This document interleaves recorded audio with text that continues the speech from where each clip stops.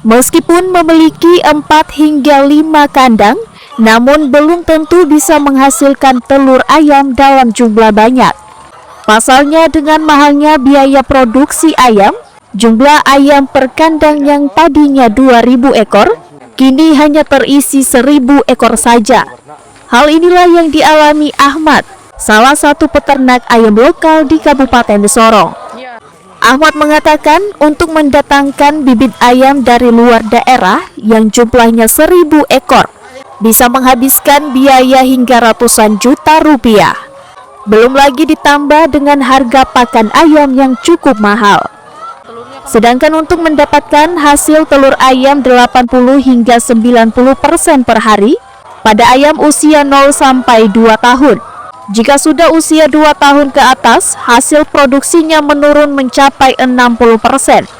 Dan ayam tersebut harus diregenerasi, yang tentunya akan berdampak pada penghasilan peternak. Produksi ini belum mencukupi karena sebagian kandangnya kan belum produk semua. Ayam baru masuk tuh. Nanti lebaran pun ada afkir ayam. Afkir ayam maksudnya jadi ayam yang sudah kurang produk kita jual lagi. Jadi ini ada pembaruan lagi. Nah sementara ini memang belum mencukupi.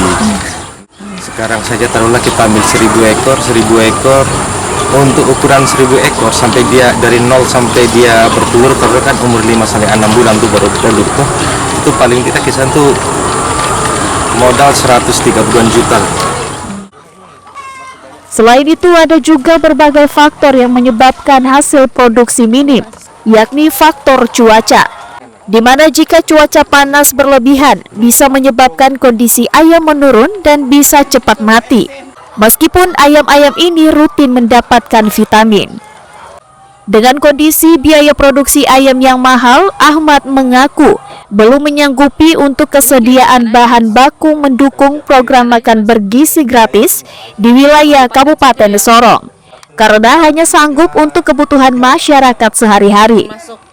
Tim Liputan Kompas TV, Sorong, Papua Barat Daya.